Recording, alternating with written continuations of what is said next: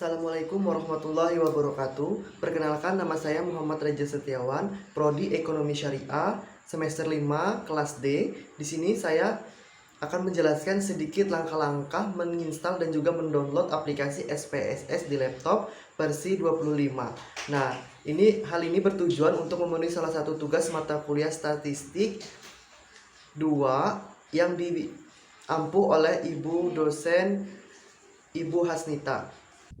Baik, di sini saya menggunakan Google untuk mendownload dan menginstal aplikasi SPSS Statistik 25 terbaru. Nah, di situ langsung saja kita klik kita tulis IBM SPSS Statistik 25 terbaru. Nah, maka selanjutnya akan muncul tampilan seperti ini. Setelah itu kita langsung ke bawah.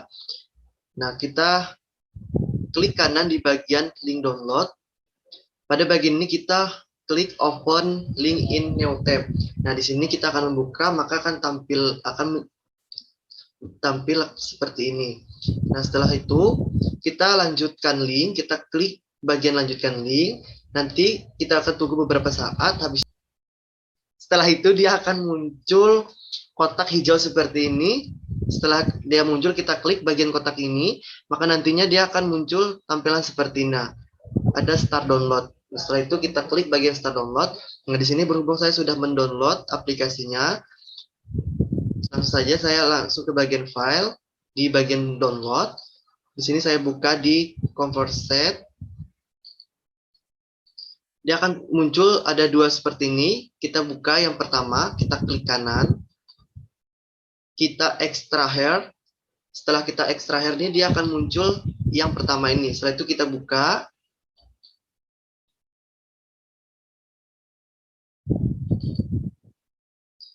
Setelah kita buka, dia akan muncul tampilan seperti ini. Setelah itu kita klik bagian yang di tengah ini.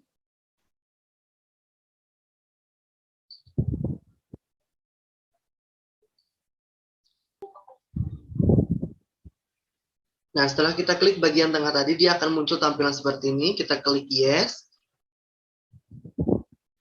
Setelah itu kita buka di file bagian jamu. Nah, dia akan muncul tiga seperti ini. Kita klik yang di insert VRC-nya ini. Kita copy. Setelah itu, kita buka di Windows C. Kita buka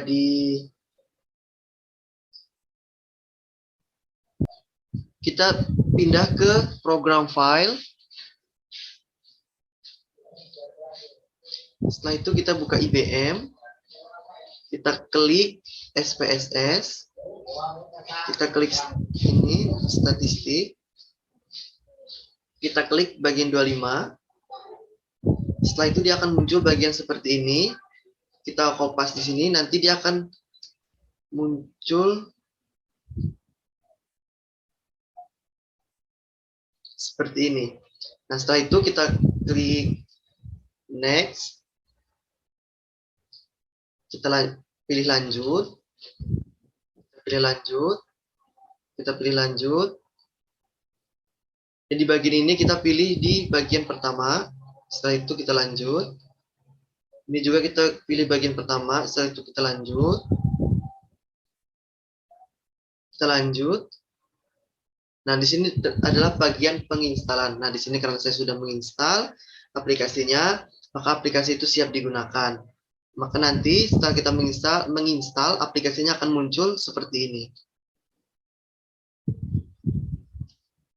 Pada bagian aplikasi ini, saya akan menjelaskan menu-menu yang ada di aplikasinya. Yang pertama itu ada bagian file,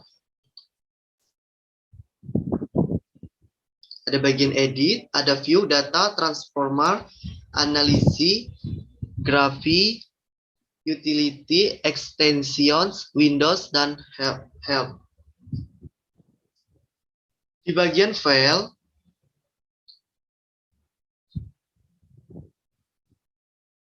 ini, dokumen SPSS yang telah dibuat, baik untuk perbaikan itu, pencetakannya, dan sebagainya. Ada 5 macam. Di dalam file ini ada 5 macam. Yang pertama ada data, yang kedua ada sys-text, yang ketiga ada output, yang ketiga ada script, dan yang kelima ada database. Nah, kemudian pas yang di bagian edit, kemudian di bagian edit ini kita gunakan untuk merubah tampilan, untuk merubah, memperbaiki, dan juga menyalin data. Yang di bagian view ini, kita bisa gunakan sebagai mengubah tampilan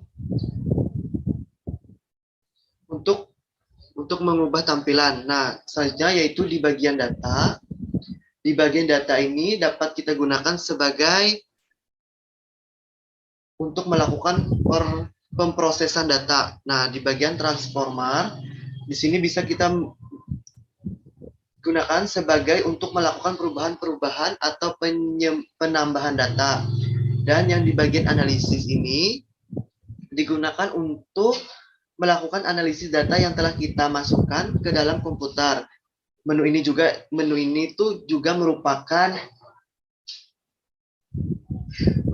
menu yang terpenting karena semua pemrosesan dan analisis data dilakukan dengan menggunakan menu correlate, conformance, dan regressions.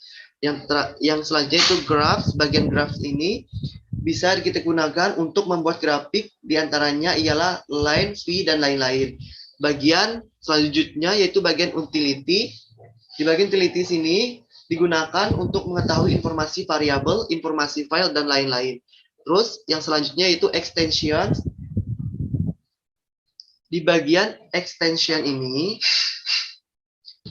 pada bagian extension ini bisa kita gunakan yaitu untuk memberikan perintah kepada SPS jika ingin menggunakan aplikasi tambahan, misalnya menggunakan aplikasi AMOS, SPSS Data Entry, Text Analysis, dan sebagainya.